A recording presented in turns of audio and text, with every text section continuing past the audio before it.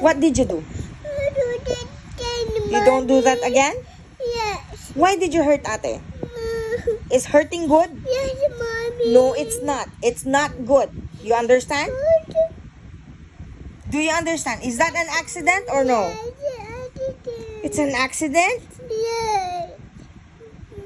You don't do that again. You understand? Yes, Mama. You go face the wall. Because what you did is wrong. Do you understand? Yes, Mommy. What you did is wrong. No hurting. You go face the wall. That's not good. Huh?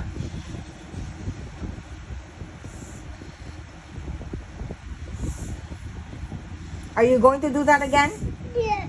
You say no. You're not going to do that again. Yes, Mommy. Do you want me to spank you? No.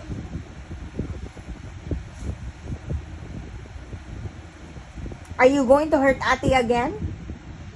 No. You don't hurt ate. Okay? Okay, Mommy. Are you going to do that again? You say no. You're not going to do that again. Yes, Mommy.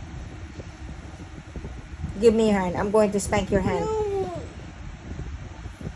You don't like spanking? No.